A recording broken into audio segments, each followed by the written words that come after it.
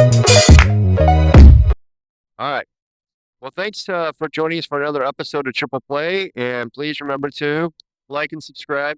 or subscribe and like. Yeah, All right. let's do options. And just for those who are listening, we just hit 10,000 subscribers so that's pretty cool. We've been growing at almost 1,000 a week or so. So we'll Keep them coming, guys. keep coming. Yeah, yeah.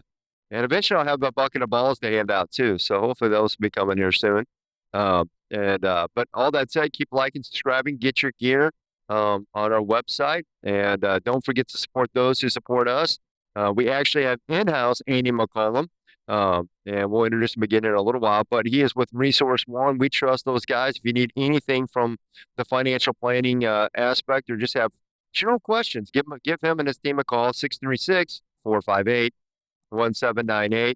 And then if you like our intro or outro or website, all that cool stuff, that's all done by CS Design. You can reach those guys at 573-436-3717. They do an awful lot of techie stuff, so don't be afraid to give them a call if you have something that you or your company is thinking about doing. They would love the opportunity to quote, and see if they could serve you that way.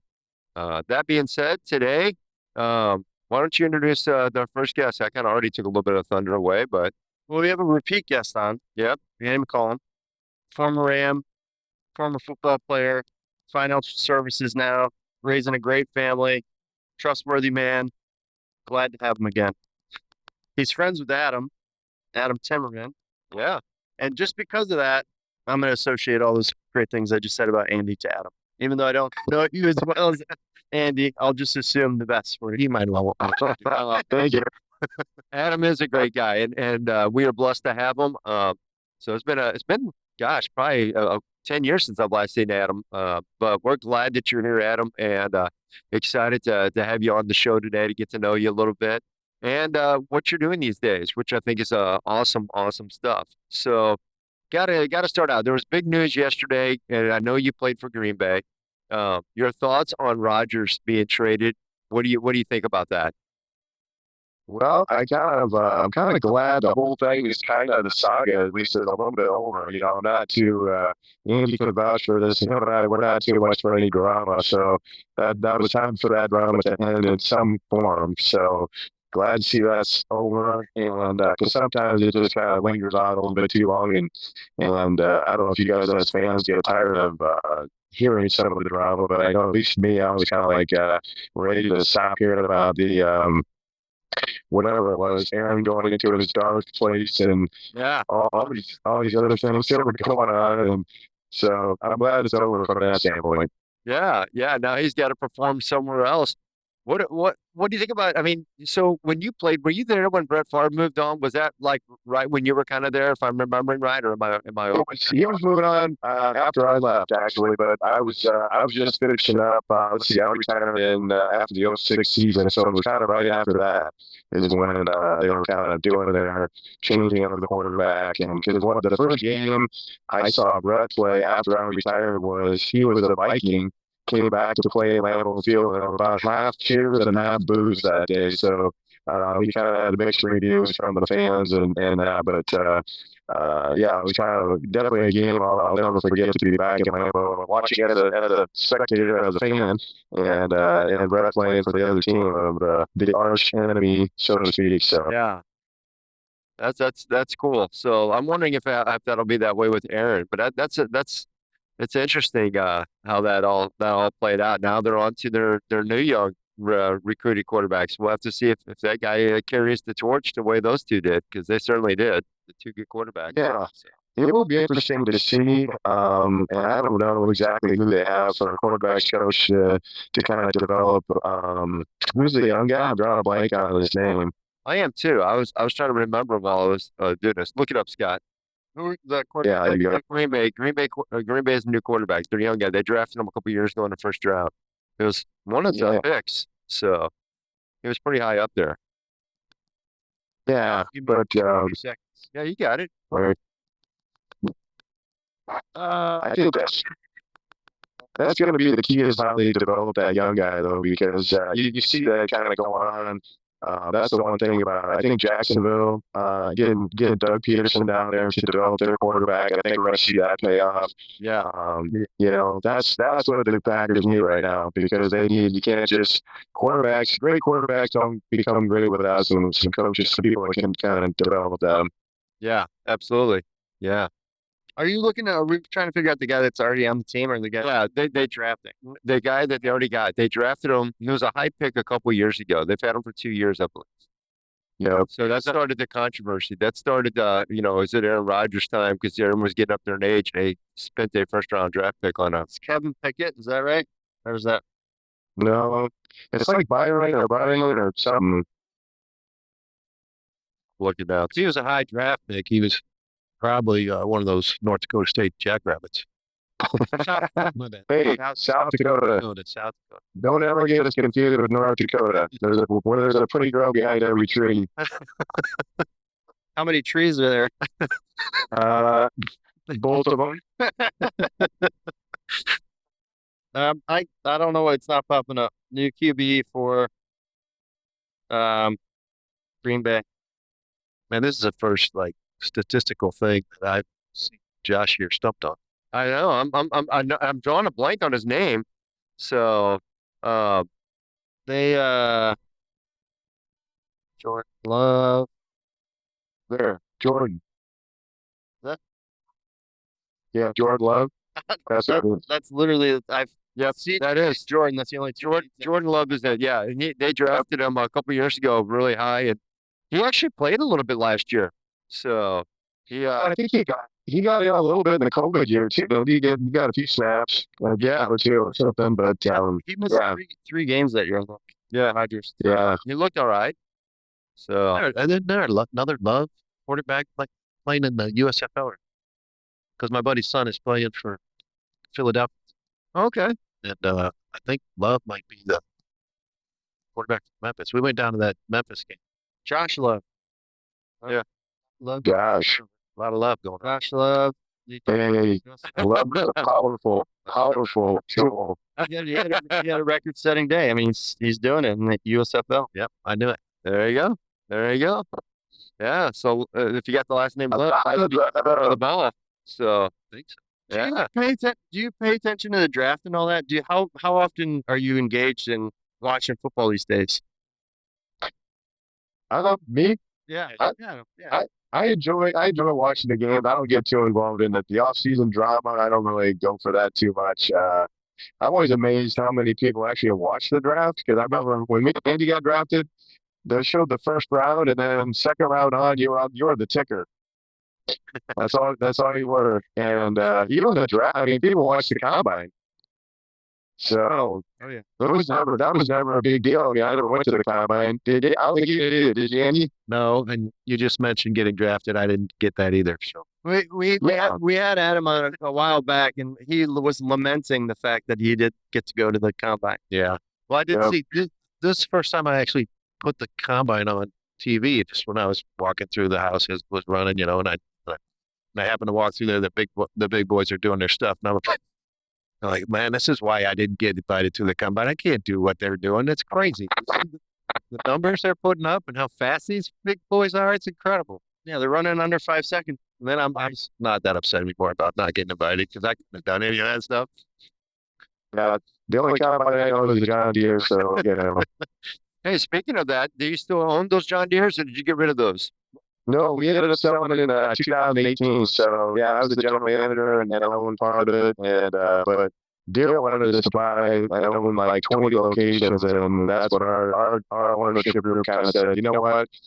We are buyers, we're sellers. It was a good time to sell because other people wanted to get over that 20 dealership mark, and so it was a good time to get out. And that was 2018. I got completely out, and then that's when I started becoming area director for FCA. So it was a good transition for me. I've been enjoying it.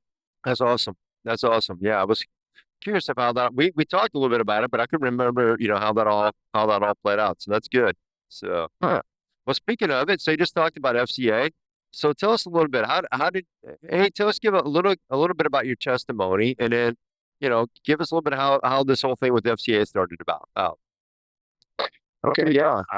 When I got to Green Bay, Um, I thought knew I knew I was a Christian, thought I was going to heaven and that kind of thing. But I had some awesome teammates on that team that really led me to Christ and showed me what a personal relationship with Christ was, and how to be a Christian man, Christian father, Christian husband.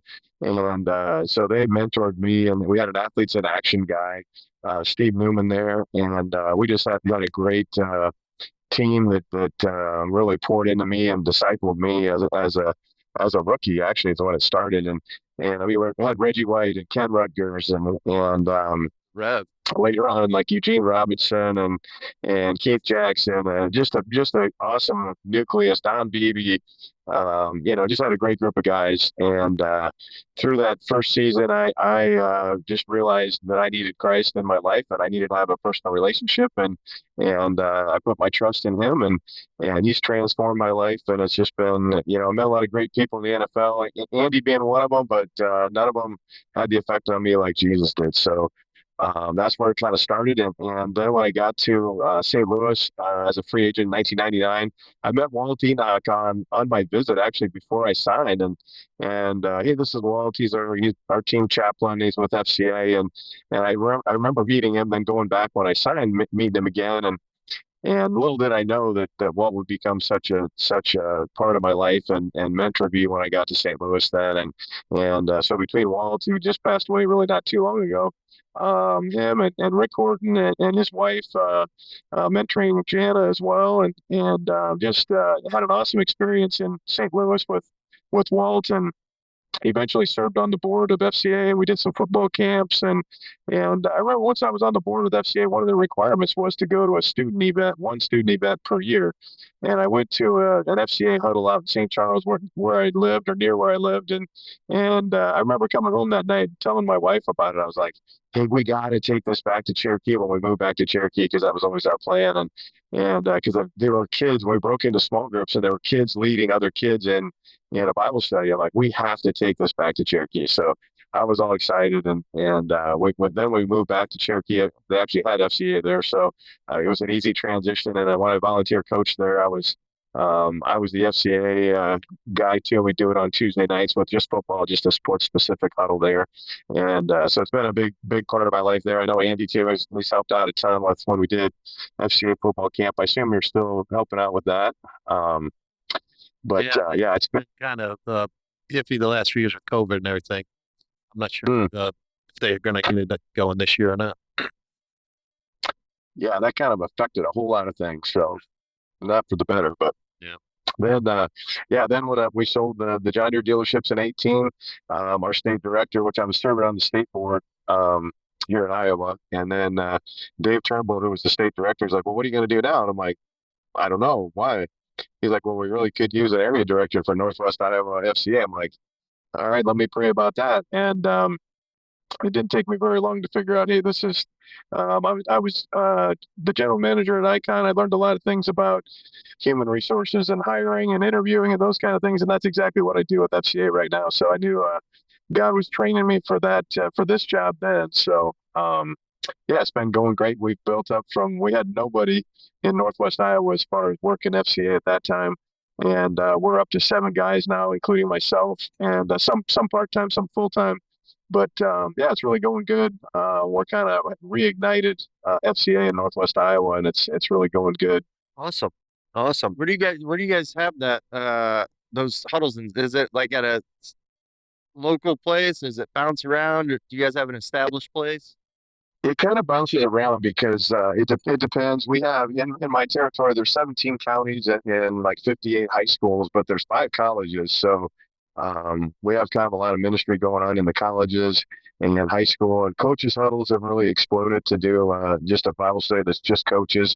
And then we have a few middle schools too that have really been kind of exciting because those middle school kids and junior high kids are just like, I'd call it uninhibited. They're not trying to be cool or see what their friends are going to say. they're just willing to participate and read through scripture and just say what it means to them and so that's a great age group too. We've had an explosion in junior high and middle schools as well. So a lot of great things happening. I think what FCA changed their philosophy instead of stretch to cover the territory, and it was shrink to grow. So shrink the territory one person has to cover and actually concentrate on those relationships. It really does take off. And we went from trying to plant seeds through the ministry and share the gospel to doing true discipleship and a lot more Bible study, going deeper into the God's word, and that's really paying off as well. I think that'll pay off in the long run too. Amen. Amen. That's awesome. Well, tell us a little bit about you, Andy, and how did you get involved in FCA? Give us a little bit about your testimony and how that led to FCA and where you're at with them too. So Sure. I'm always surprised. Well, not surprised, but it's a similar story to Adam's. He was with Green Bay before he came here to St. Louis. I was down with the New Orleans Saints for a few years before he came here to St. Louis, and we both signed before that '99 season here in St. Louis. But during that time, and a couple of years before that, we came here. I had a similar deal. I grew up going to church, and I knew all about Jesus, but I didn't really have the relationship that he calls for and that he's looking for. So there were similar to Adams. So there were guys down in New Orleans when we had Bible studies and whatnot that, I look back now at that point in time, I was like, oh, okay, but looking back now, yeah, they were planting seeds and they were helping me develop, and God had them there for a reason. And similar to Adam, when I got here, once you get to know Waldina, right? And I don't know, there's just a long list of people get in line in heaven to contribute to that Waldina did that helped lead them to Christ. But he was one of them. And then, like he mentioned, Rick Gordon, those guys put on those Bible studies and whatnot. That was a big influence on me. And similar deal. As soon as I come to know Jesus, and FCA, I have to give a lot of credit for that. It always amazed me what they can do, and I'm sure it's the same up there in Iowa. But I'm always surprised when we get involved. Like Adam said, want to go to certain huddles and see a huddle, or get involved with the camp, the football camps, obviously where we're involved in. Those are a blast. But I'm always surprised that they can go into a school and do stuff that and just openly talk about Jesus, where other groups would be stopped. I don't understand how they do it. I do. It's God. It's God opening doors and doing what He does for His kingdom. But it's always amazing to me that there's always the secular pushback you hear about on most everything. But FCA just slides under the radar there and just keeps sharing Jesus with everybody. So again, I can't say enough good things about the organization. Even though they hire guys like Adam, they're still doing a good job. Is it mostly out of I'm just thinking about, like, I went to FCA camps just because my dad would run the baseball ones every once in a while. I don't know that I would have necessarily known about FCA outside of my father. Has that changed over the years? Like it sounds like it's more in schools. Is that kind of how you guys get the word out? Or are there other avenues that I haven't heard talked about yet? I think mostly I would say it starts with a coach in a high school would be still the majority of where we're located. Um, but we're volunteer heavy. I mean, like you say, we rely on coaches in schools. We rely on character coaches, which are also volunteers. So yeah, I think it has probably grown in the past few years. I know the number of employees have grown nationwide, so I think it's become a little more prevalent. I know in the St. Louis area it's grown a lot, and we're way behind them as far as board development and personnel and things like that. So you guys are blessed really in the St. Louis area to have so many things going on. A lot of that should be attributed to really a lot of the work and the groundwork that Walt laid a lot of years ago, probably back in the 60s and 70s, back in that era. And so yeah, it's been there a lot longer than it's been up here. But I would say probably still mostly would be high schools, but there's obviously a pro ministry end of it that I know that the Cardinals, like through your dad and everything, through the Cardinals, that was big, and that was also probably attributed to Walt as well. So kind of depending on where you're at. a lot of the team chaplains would be FCA or Athletes in Action, which is a Campus Crusade for Christ ministry. So, but yeah, I think it's probably grown, but there's still a lot more work to do, you know. So there's still places that don't know what it is, and I know Northwest Iowa, we had to kind of reintroduce it, and plow some new ground up here as well. I just had an idea. This might sound stupid. These are my ideas. FFC, Fellowship of Farming Christians. Would there be a take of that in Iowa? Could you get kids that are farmers to take to that? I don't know. Yeah, Get it out there. You could market along with FCA. FCA also. We have co-branding. There you go. There you go. Do some co-branding, absolutely. Have you ever seen the FFA those dark blue jackets that they wear? Oh yeah. Yeah. Future Farmers of America. There, we could co-brand with them, and then you know, so there you go. Fellowship of Christian Cowboys. There you go. I'm just throwing it out there. You're out there with your people out there. I just am throwing it out there. Not everyone's an athlete out in Iowa. That's right. I don't know. If you're a farmer, you're an athlete. So I would agree with that 100%. Yeah, you'd bale hay. That'll. I grew a lot of muscle the year I baled hay. That's what I know. So I alluded to the fact that you're out in Iowa. You got land. Do you use that land with the animals? What are you doing these days? Aside from the Fellowship of Christian Athletes. Yeah, well, I still do. I got my farming operation, which I rent most of my land out. I'm responsible for some row crops, some corn and soybeans, but we have turkeys and we have hogs and we got cattle too. So, most of the food groups. You gonna shot it? Have you gone hog hunting at his place yet? No. You got any hogs up there? But we have hogs, but they're all in pens, and we feed them. And that'd be a lot easier the way we do it. Yeah. You can rent a helicopter, make it hard, let them loose. They're not feral. Yeah. I don't think they could make it through winter. I think is the reason we don't have wild hogs up here. Yeah, probably true. Well, I heard that's changed, and they got some. They're having too many hogs, even up in Canada, I guess. Really? They're saying some farmers up there just let them go because they didn't think they could survive the winter, but apparently they've adapted. And now they got these super pigs. That's what they're calling them. I like it. Super pigs up in Canada tearing up the crops. I don't like that. They need to hire some Americans who actually have guns because they don't have them up there no more. That's true. We'll go up there and we'll take care of that issue. Well, I did want to mention one thing. I don't know if they're doing that up in Iowa, but it seems like the FCA down here has really focused a lot the last several years on coaches. They realize that these coaches have, influence over these kids more than pretty much anyone in their lives other than their parents, their family. But so I think they've done a lot to focus on coaches, and Adam mentioned coaches huddles, stuff like that. And they make events available for coaches. And I don't know, they'll bring in speakers and stuff and have coaches come and attend for free and stuff like that. So any coaches listening right now, look into that if you're interested, because it's a good resource, and it's really a helpful way to learn how to cater to these kids and show them Jesus.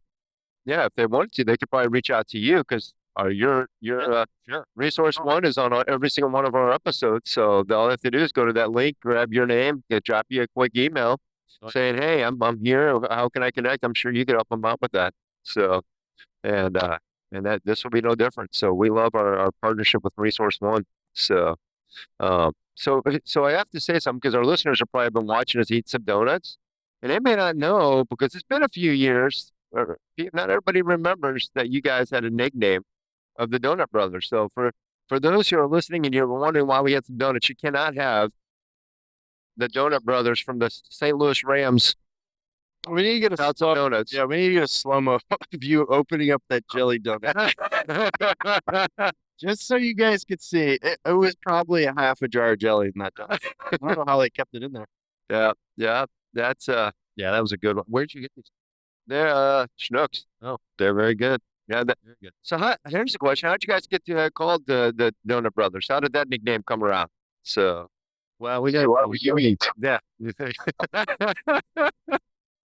Well, I figured that, but was there anything else besides you ate a bunch of donuts? Or did you guys always get like glazed, like have before every game, like 24 glazed donuts showing up or something? They had this was back, obviously, we're kind of old, but this is back when they weren't so worried about the nutritional stuff put in your body. Right? So the Rams had some sort of deal with Krispy Kreme, and every week, I think it was Mondays, Wednesdays, and Fridays, we'd come in, and that facility was stocked with donuts everywhere. The locker room, all the offices. We'd take them into our meeting rooms. Um, we scientifically studied the best way to put them in the microwave, make them fresh. So 9 seconds. 9 seconds. it's on the little paper cup. It's perfect. And so they were in there, and we. I know I had tough time keeping the weight on, so this was great for me, man. I gotta shovel this in, and Adam was just a fat body, anyways. No, so we'd compete sometimes, see who could eat the most, and I did looking through the basement the other day. I saw this little trophy. Said, "What the heck is that?" It was the I don't know if that's appropriate to say, but just say it. It was called the Fat Bastard Award. No, I think Verdadoya came up with that one, but that's great. So I got that one year for eating the most donuts throughout the season. But There you go. I don't think I ever found that one in my closet. but I will tell one quick story when the most enjoyable practice I probably ever had as a professional was when I watched Adam eat maybe a whole box. Maybe it was at least 10. He had 10. It was 10. Just It was 10. going out to practice. Okay. And oh man, he was just miserable. You don't say. And in the huddle next to him, it was so fun to watch. But yeah, What's going on? In my defense, though, this was I think a mini camp or something. It wasn't in season, but we had to test the upper limits of Krispy Kremes, and it was 10 donuts. I had the best first 15 minutes of practice ever, but then you just crash. You just have to crash. What goes up must come down. So Oh, that's man. That's it was hard to make it through the last hour and 45 minutes, but the first 15, I was flying around. it made that last hour fun for me though. By the time you guys joined in '99 for the greatest show on turf run, had Vermeil no longer had the like 3-a-days, did he? You guys didn't do those, did you? No, I thought they quit. I No. think they quit the season before when he was really hard and everybody was complaining because he was running them like dogs out in the summer. yeah, I think that was part of his 3-year plan, right? He knew what he had to do to run some guys off and Oh, okay. get the players that he wanted here, and he had to have time to do that to recruit the guys he wants for free agency and through the draft. It worked, right? I mean, look what he did. We went to 2 Super Bowls in 3 years, put together Yep. one of the greatest offensive lines that I can ever remember with you guys, and then the defensive line. To this day, I was watching somebody the other day was putting like their greatest like lines in, and I was like, "Where's Grant Wistrom on this?" I was like really shocked that they didn't think of Wistrom. They had several players listed above him. It was like from the late '90s and early 2000s. He was so dominant. Yeah. He Oh, was, he was a beast. yeah. A motor. Yep. Yep. Saints? No, he was with the Rams. It was somebody. Ever with the Saints? No. No, Great Wistrom. his mom wrote a book called My Five All-Americans because all 5 of her sons became All-American football players in college. Yeah, That I didn't know that. yeah.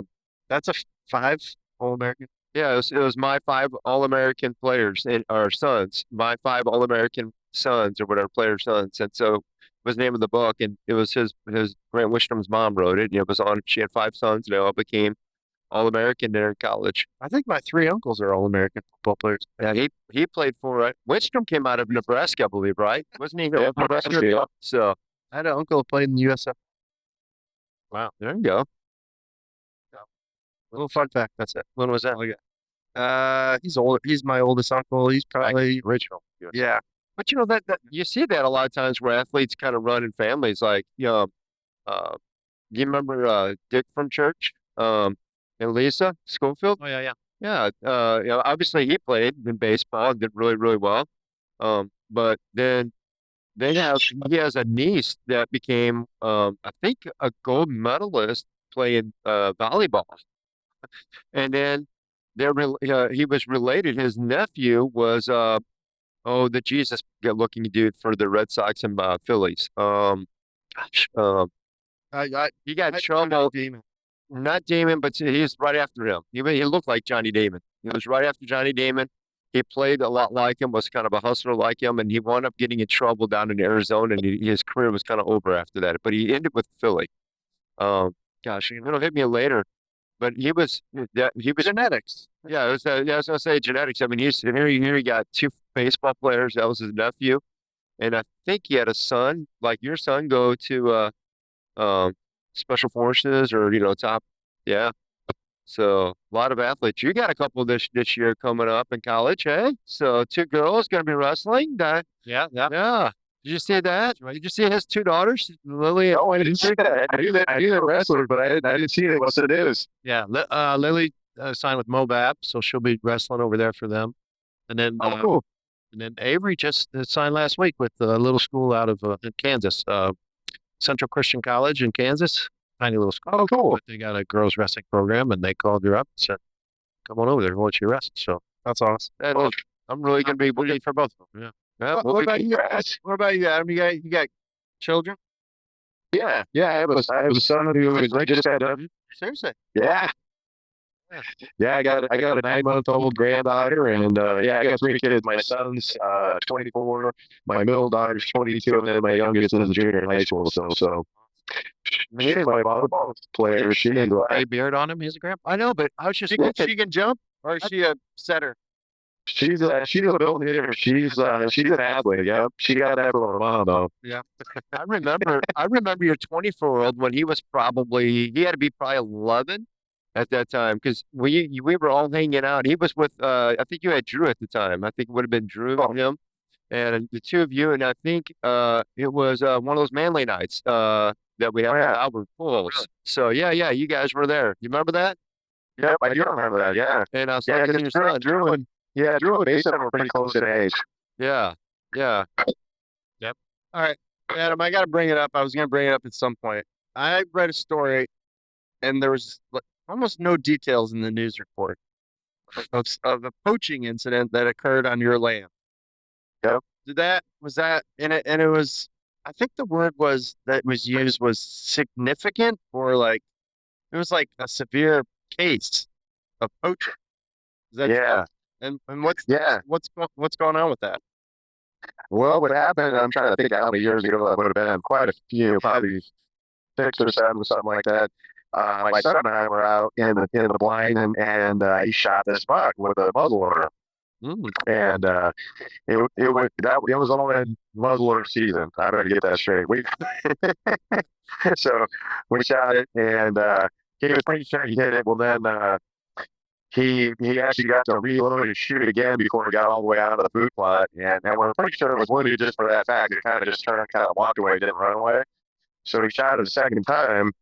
Well, then I don't know if you guys are too familiar with muzzleloader, but sometimes it's hard to. It's a little bit different than shotgun or high power or whatever, but they don't bleed a lot. So we were looking for blood, looking for trails, and it was right before dark, so we couldn't really track it or anything. Well, then the next day, we were looking for a blood trail, didn't see anything, and then this guy who helps me put in my food plots, Jake Robertson, he was kind of hiking all over, looking through, different pieces of property that are connected to this food plot where we're hunting, and he found this deer with the head cut off of it, Oh, and so someone had trespassed onto our property, cut the head off the deer that my son shot, and basically stole the head off of it, which seemed kind of gruesome to me. He took some kind of power tool and cut the head off, which wouldn't really even make a good shoulder mount. It's just basically just the head. So, yeah, we did. We offered. I can't remember if it was $5,000 or $10,000 for any information on it, and then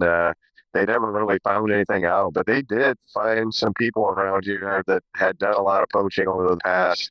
They figured 5 years or so, and they caught him with a bunch of antlers and a bunch of things. So then they pressed charges just recently within the last couple of years. So it could have been them. They never really found any proof of that. But you have the horse that's head in that in the Godfather.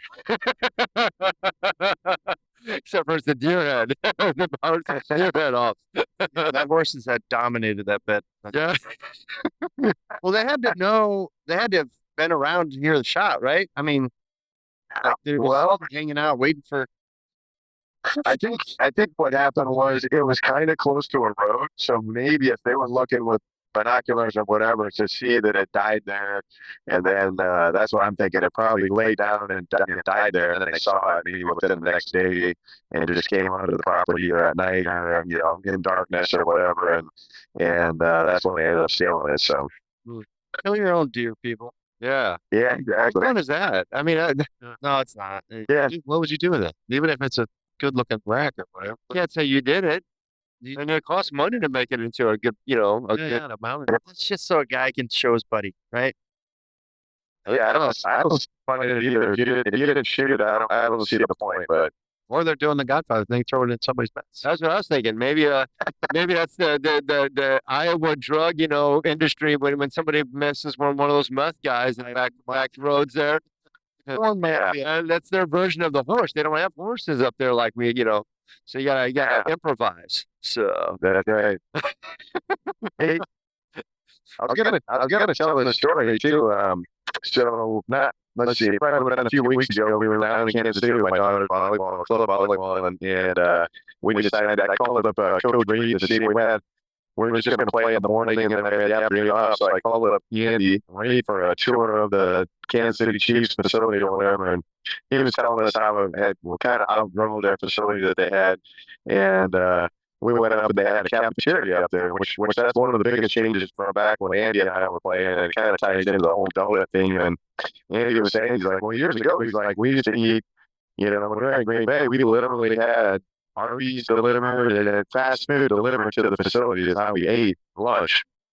And we had Krispy Kreme as a sponsor, and we'd bring in Popeye's chicken, and finally the team just brought in Popeye's chicken because we were all just eat Popeye's chicken, and which is, I mean, that's all food, so I don't want to confuse the two, but so Andy was saying, on Fridays or Saturdays they would bring in chicken wings and everything. He's like, I don't know when all these people went woke, and we couldn't eat junk food, I'm like, hey, we won a Super Bowl and Krispy Kreme's the Popeye's chicken, so we shouldn't probably want it away from it. Here's your evidence. Here's your scientific evidence. Yeah, junk food wins one day a week with chili dogs too, I think it was. Oh yeah. All right, so we got to take him with us Chili dogs. so we can have Andy Reid give us a tour. Yeah. Yeah. He just said he had a great dude. It was great to catch up with him. Because he coached when I was in Green Bay. He was the tight ends coach there. So. Oh, okay. Wow. Yeah. Now you're giving your age away because he's been coaching for a while as a head coach. So he done pretty well. He just turned 64, and I'm like, well, if this makes you feel any better, isn't it sure your players are 50 and 51? That didn't make him feel better. Yeah. He looks young. Yeah. Young 64 for being a guy that's not particularly healthy. I mean, I'm surprised. He lost some weight. I thought he looked really good. He lost some weight. I'd even Philly cheesesteaks in the bag with him on Philly too. So he looks really good. I think he's turned out a little. Good for him. The Super Bowl has treated him well. Good. Yeah. Well, he's got a good young quarterback there that he's riding right through the Super Bowls. Mahomes is done right. So. Did you guys in practice as you guys obviously played together, you guys were friendly with each other, competitive? How did you guys compete at all together? If I had a buddy on the team that was a position player, I could hey man, let's hit, BP, we're gonna show off, we're gonna see who has better people. Donuts. That was how you guys find it. Well, I'm just talking did you guys ever have little strength tests that you're walking down the hall that football players do that I don't know about just to check each other? It was O-line versus D-line and that kind of. Yeah. Any of the D-linemen we would practice. Okay, that's how it was. Yeah. All right. Yeah, that's I think it was. I will say, Adam would win the donut eating contest. You heard about 10. Yeah. I was thinking about 10. That hurt my stomach. Oh man, that sounds good. Well, the D linemen are a little too vain for donuts. They always thought they were kind of above that, So they have to move. Well, I will say we did do a couple of things. Adam definitely won the touchdown celebration contest. Now Tommy would always beat him to the end zone for the bob and weave. Okay, but on Saturdays when we go through our stuff and we'd score, Adam would bust out the worm. He'd be on the ground doing the full. Oh yeah. That's awesome. Do we have video evidence? Oh, I wish. Well, I bet they do. Man, that's awesome. We got. They probably Gotta track that down. That's they awesome. probably do somewhere. Yeah. We're gonna put that on this show. Trying to find the worm. Trying to find the worm. That's awesome. Well, I was just thinking, like, I don't know, like leg wrestling, where you're just sitting in a chair and you're like squeezing, like, I don't know. I guess It was all fun and games until it was one-on-one pass pro. Then it was pretty much on. When you say Indy, I mean we were no longer friends with the D line when it came to one-on-one pass pro. Yeah. I guess maybe you guys didn't need to show how strong you are. You guys literally are like the strongest people on the planet when you're playing. So, Well, we got plenty of fights during practice. That kind of thing. Yeah. Well, I remember one time, me and Adam almost went on the field. Yeah, I don't know. He wanted to throw with me. I don't know what. is this true? This is between plays. Okay, so of course Tommy got hurt. He got hurt every week. So he's out for a play, and a young guy comes in. I won't say his name. He comes. Oh, I remember this. I know Does it rhyme with anything? Yeah. You probably won't remember. He didn't play for long, but I mean, he's a good kid. Yeah, Larry was a good kid. yeah, he's a good kid. But of course, he's a rookie or second year guy, and he's freaking out, right? So the first play we have, he whiffs on this guy, and and he kind of dove to try to cut him late. You end up rolling up Adam's back legs, right? All right, I saw the whole thing, right?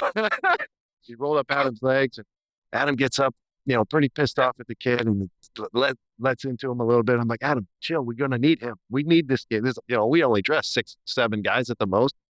So I'm thinking, okay, Tommy's out, but of course Tommy always comes back in. But Can you tell Tommy's last name? I don't know who you're talking about. Or no, we're allowed to. Okay, all right. Newton, yeah, Newton was Yeah, he was part of their line. Yeah. So great guy. So Adam's going at Larry, and I know Larry's already panicking, right? He's freaking out. I'm like, we're gonna need this kid the rest of the game. Get through this game. And I'm like, Adam, chill out, man. And anyway, he's like, it's not your knee. You need to chill out. I'm like, that's true, but come on, we're gonna need Larry Chubb. And so after Kirk called the play, we're walking to the line, or was it Mark? I don't know. We're walking to the line, and we're still going at it. And we were like, I wasn't ready to snap the ball. I had no idea what the clock was doing, and we're going at it. It was Kirk. It was Kirk because he said, guys, can we run the play? Can we run the play? I'm like, shut up. I'm talking to him. I'm busy right now. We were ready to roll. We got a sidebar going. Yeah. But that's funny. That's right. So, what was it like to play with Kurt Warner? What you got? I mean, he's obviously still his legacy continues to grow now as an announcer. But I mean, what a tremendous athlete that came from out of nowhere. What do you think of him, Adam? What do you think of Kurt being on the team and that surprise of how well he did? Yeah, for a quarterback, he could really sack groceries. He actually, little known fact, he was my cornerback in the Iowa Shrine Bowl team when we came out of high school. We graduated from high school the same year, and he was my quarterback way back when. Wow. So I did not know that. So you already knew he had some talent there. Were you guys friends back then? Yeah, just on the Shrine Bowl team. He was from Cedar Rapids, so yeah, just being from Iowa, whatever. So when I came on my visit, Coach Vermeil had him. We all went out to eat together that night. That was before Kurt was Kurt. You know what I mean? He was still finding his way and all that stuff. So yeah, it was cool though. But yeah, Kurt was pretty low key, I would say, in the huddle. I mean, comparing him to like Brett. Brett was just kind of a commanding leader in the huddle, and Kurt was a lot more laid back than that.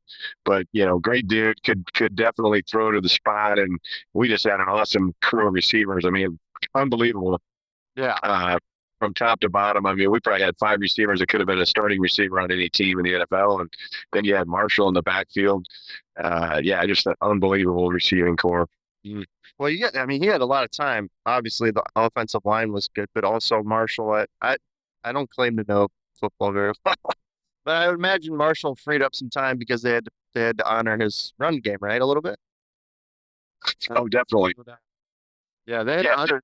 The thing about Marshall too yeah, that's back when you guys had Hodgins, and he would open up the lane a lot of times. You would always notice he was that extra just little push, and all of a sudden, that's Marshall only needed just enough to squeeze those skinny hips of his, man. And once they got through it, he could shift like nobody ever saw. I've never seen a kid that could shift so quickly and so smoothly the way he could from left to right, right to left. He did that hip action. He would just fake people out. It was bizarre as a fan watching. So he was Yeah. really, really good. We never got to enjoy it until we saw it on film, but it was amazing. I think Marshall was thinking about like not the person that was trying to tackle him at the moment. He was thinking about like the next two moves as he was running the ball. It was fun to watch on film. Yeah. I have a question for two football players. Growing up, when I watched baseball, I had like, Barry Bonds, these guys that I wanted to be. When I grew up, I wanted to be an outfielder. Growing up, you guys obviously liked football. Did you guys look at linemen that same way, or was it like just football and then you had your guy that you watched? Or were you guys even growing up looking at linemen? Oh, yeah, somewhat. A little bit? You're still fans of, the big time players of the teams you follow. I grew up in Ohio and I was a Browns fan, but we didn't have a whole lot of success. But during the during the 80s there, they actually made it to a championship game once and they lost. Uh, so they're you're fans of those guys, but you think back to the linemen of that were playing for your team back then. I can remember a few names. Obviously, the big one back then was Anthony Munoz, who played for our rival, the Bengals. So whenever Browns played the Bengals, I'd be watching him play that left tackle spot better than anybody ever had. So So yeah. Yeah. Yeah, you would. What about you? I mean, was that the same for you? Yeah, I wanted to be a more glorious position than offensive lineman, but it was just funny how, I was just too slow and too fat to be anything else. So, I'll tell you who was big but fast was Orlando Pace, right? I mean, that kid. oh, dude, we should somehow you guys should look up that play where he ran down Champ Bailey in that Redskins game. You remember that, Andy? Yeah. Yeah. He ran down Champ Bailey. Dude, Oh, yeah. That's probably the only time he was like, "I'm actually gonna run as fast as I can." Well, and it doesn't look like he's trying. No, No, he wasn't. His stride is like 9 feet long. He's like Bigfoot running. And Yeah. He did, I was gonna say that he looked like Sasquatch, but he ran down Champ Bailey, man. Yeah. Yeah. Well, I seen him do that too. You remember we played the Saints one year? He ran down Clay Matthews. Oh yeah. Yeah. He's fast. Yeah, dude. He's quick. That guy. Yeah, that guy was an athlete. Amazing. Yeah. Yeah. That's It so. was not me, Andy. We did not run like that. I tried to catch both those guys, but it wasn't. Yeah. It wasn't. It wasn't your job. It wasn't your job. Don't feel bad. Yeah. Yeah. That's. I was pretty much like when I saw Champ Bailey intercepted, I was like, well, I better save some energy for the next drive. Yeah. There's no reason for me to turn it and run. Long interception returns are the worst. If you try to chase him down and he scores anyway, you're right back Yep. on the field. Right back You have up. time to suck down that oxygen on the sideline that you. I know. They had oxygen going back then. I want to look up when the first. I listen.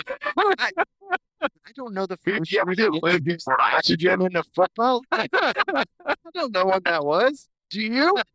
No. Okay. You're right. All right. Hey, I know this. Andy was usually using all the oxygen. That's why I need it. Maybe you need another tank. I need it every ounce I can get, man. Stuff works. Hey, Andy, do you remember? Body lives off it. I didn't think that made much difference until I don't know when the first time I played in Denver, and I said, "Oh, this thing." So I'll try it. Man, and you recover way faster with a little bit of oxygen pumped through you. Oh yeah, well in Denver too, because it's harder to breathe up there. I mean, I was in baseball games in Denver. I used to just be sitting down in the game watching. Smoke. yeah, because I know baseball players get really fatigued. Hey, have you ever run a triple? You're right. When was the last time you ran? I wouldn't make Think it of this. right. Think of this. You interception, right, or whatever. You're running down the field. You run 40 yards as fast as you can. Are you gassed after? Yes. Yes. Okay. Well, that's the triple or a double. Yep. There you go. Right. You got to play the outfield, right? You got to make the play. You got to catch it. You got to make the dive. Yeah, and then you got to go in, and then you got to go hit, Yeah. and then go hit. Then you got to Run out ball. run in and change real quick and get up to bat. Nowadays, you only got like 5 seconds, right? With the new clock. Yeah. They changed baseball this year. I like that rule. You like it? I like the pace of it. They need to give the umpires more discretion to say like it's actually okay, even though No. like you brushed them back, give them a second. Like now it's like 8 seconds, strike. The umpire should be like, oh, he's almost ready. It's okay. 6 seconds. Let's go. That's all. Yeah. A little bit of common sense discretion. But I will say, you guys probably were better. The even the size you guys were, and you guys are probably in better running shape than any baseball player. I hope so. Yeah, I think so. I don't know. Just from your practices. That's why I stopped playing football, because practices. You got to practice all week, and you play half a game. All week, We're half a talking. game. We're talking about practice. We're talking about practicing. I don't know.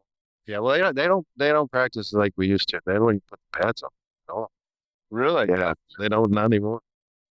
Yeah. No, I'll never remember. I'll never forget though. What was that? The year after we won the Super Bowl, they put us in full pads on a Friday. It was a Friday, wasn't it?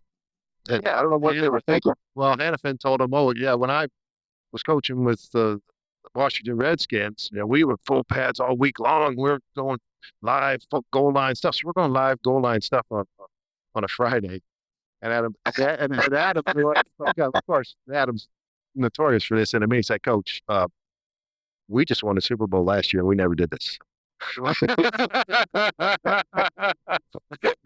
What are we doing, Coach? Why are we going back to 1988? Let's just go back to last year. Yeah. I like that. Hey, need guys like that in the locker room. Adam, I got a question for you because you mentioned at the beginning of Green Bay. I didn't realize you were there with Reggie White. How was that? Because he's known for his faith.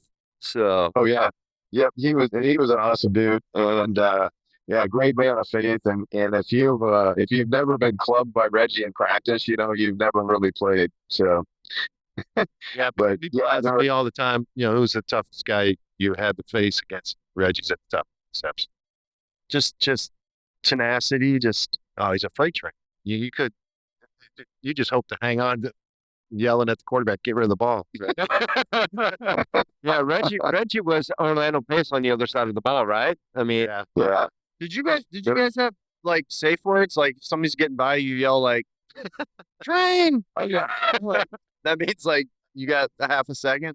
Did you guys have words like that? Or it just Okay, well, I'm going. like not enough time to think about Like it? you said, you're out of breath. Yeah. Yeah. Well, I remember one of the first years I was playing. I was playing. I was playing guard. We were playing Green Bay with the Saints. I was playing guard, and Reggie would get over the guard. They jumped down to that bear front, right? So he'd get in that three technique. But our center was out that week, so our backup center was Craig, but his shotgun snaps were crappy. So Masco was our coach, Adam. And his plan was for me and Craig to switch every time we're in the shotgun. So I got to go to center because they didn't trust Craig's shotgun snaps. And Craig goes to guard. Well, of course, the first time we do that, Reggie comes down, jumps on Craig at right guard and just destroyed him. And Craig said, "Andy, we're not switching anymore." And I didn't really like switching anyway because you had to change a little mentally technique. Yeah. So then I found out why. A couple plays later, when he jumps down to three technique, it just brought a bull rush and almost ripped me in half. But at least we got rid of the ball before he killed the quarterbacks. Who was that? Who was the quarterback at that point? First day. Do you remember? At that time, Had Warfield taken over? No, it might have been Tolliver, It was Johnny Unitas. Billy Joe Tolliver. Hey, yeah. Archie Manning. Yeah, Archie Manning. Oh, Hey, you got to tell some either Mike Ditka stories or who was the other head coach? More the guy who lost it. oh, yeah. We're Yeah, talking about playoffs. We're talking about playoffs.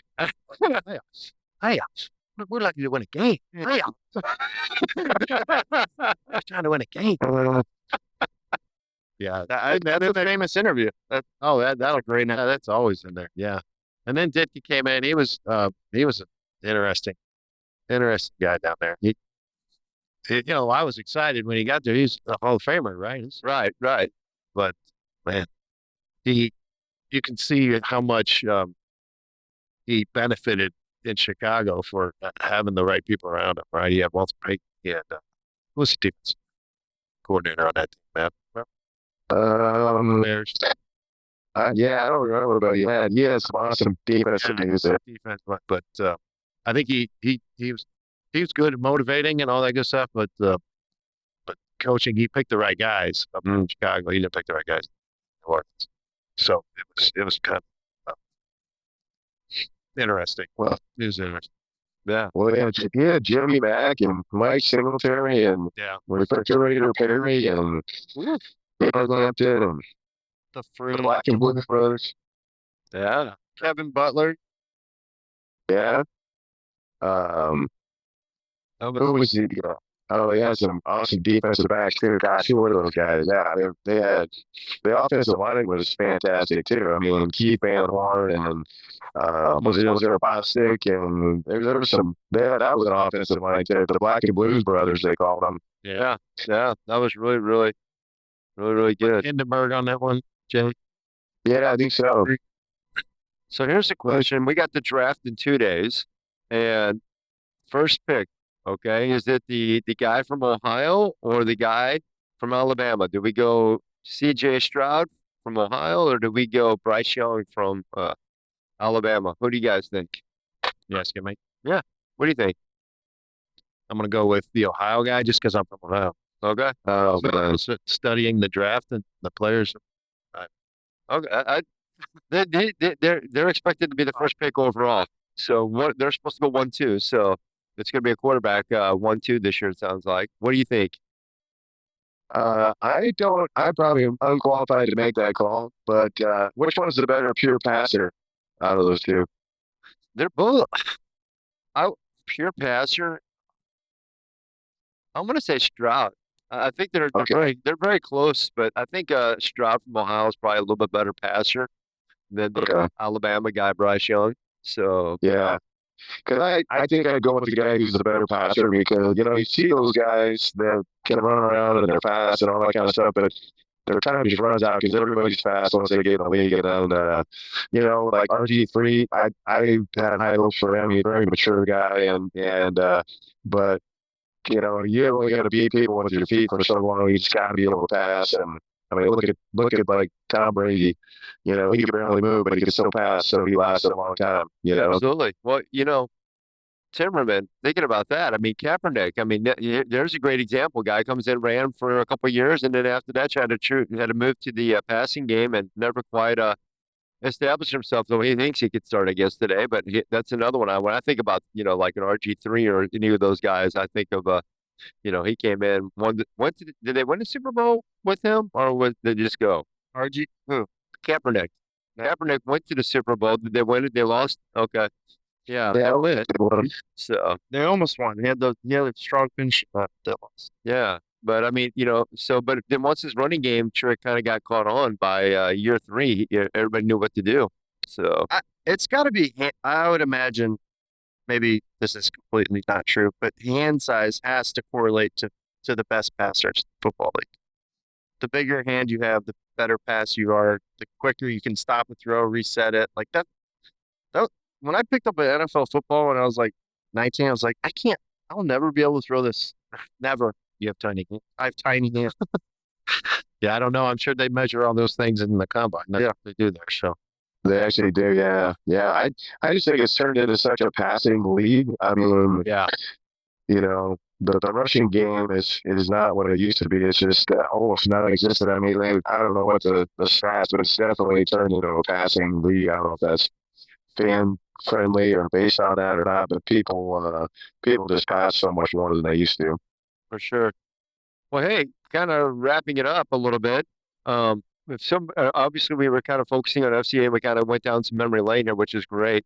But on FCA, if a young guy or a young person was interested, what would you tell them the first steps are to get involved in FCA? And then, what would you tell to somebody who's thinking about maybe should I try, look for that next year in my school or this year in my school? Why, what would you tell those young guys, and whether it be college or high school or middle school, why should they check out FCA?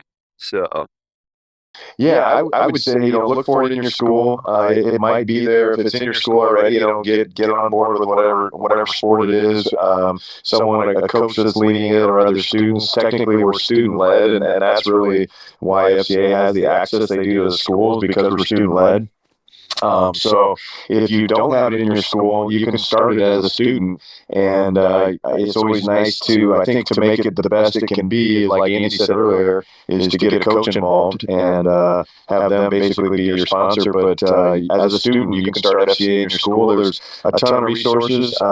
You can get a hold of a board member, like you can get a hold of Andy. You can get a hold of a board member if you know one, if there's not a rep that's working the school that you're at. Otherwise, find a rep, get on the website. You can get on FCA.org, and you can find, hey, I want to start. Hey, I want to start. You can put your name in there, and they will reach out to you. So there's a lot of ways where you can get a lot of ways where you can get a great way to share your faith. Just a great way to share your faith environment, and that in sports environment, and right or wrong, sports right or wrong, great platform and a great place of influence in our country and nation, and we maybe take it too seriously sometimes. We maybe take it too seriously sometimes to bring Jesus into the school. To bring and Jesus share your faith with others. So it's and share your faith with others. So it's very thankful for all the people that serve, and very thankful for all the people that serve in St. Louis on their board. So that sounds good. You got anything to add?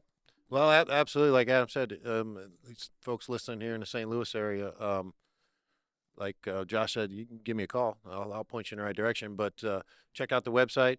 Yeah, we'll put that on the episode. The St. Louis FCA. They have all the events and calendars on there, and who you can get a hold of. But we're in most of the high schools have a huddle of some kind. Awesome. If you can talk to your coaches, they'll know where to send you. Yeah. Well, and if you're listening, if you're a kid and you don't know Christianity, you don't know any of that, for me, I would want you to go, because I think God could grab you there anyways. But I think if you're not a Christian, if you're thinking of sports, it's a really great opportunity to get around men who played the sports at the highest level. So whether if you're in it for Jesus or you're in it for sports, I mean, it's an opportunity to go and do some cool stuff. Well, as we talked about in one of our episodes, you gotta explore and start to understand who this Jesus is. Anyways, it's a great place to, if you're young and you're asking some questions, great place to find out if maybe there's some answers there. Josh, I'm trying to trick them into going there so that people can start talking to them about Jesus. That's psychology. Well, I think at some point you're going to ask that question. Hey, what the heck am I doing on this planet? What am I here for? What's my purpose? And go check out FCA. Spend some time with some other Christian men and women, and I think God will speak to you through His Word and through these other people. That's what got me and Andy on board, and now I know we're both thankful that we know the Lord, and He's transformed our lives, and we get to meet cool people like you guys too on podcasts. Absolutely, and some of the huddles do have donuts. They do bring donuts. If Andy's there, no, they Adam's there. There will be donuts. There you go. Yep. There will be donuts. Well, hey, thanks. Hey, that's a shirt. Instead of it, that old movie, There Will Be Blood? It's just, there will be donuts. There will be donuts. There will be donuts. That's awesome. Well, on that, thank you both for being here on Triple Play. We appreciate our guest, and for those who are listening, don't forget to like and subscribe. Yep. Keep pushing us. We are over the 10,000 hump and growing fast. It's amazing. So only a big guy could do that. So don't waste your food. And I'll handle that. All right. You're right. All right. Well, hey, take care and have a great rest of your week. Adam, thanks for joining us. Appreciate it, man. Thank you so much. You bet. Love it. You guys have a great day. We'll see you again. We're gonna grab you again in the future. All right. Sounds good. All right, man. All righty. Love to. All right. See ya.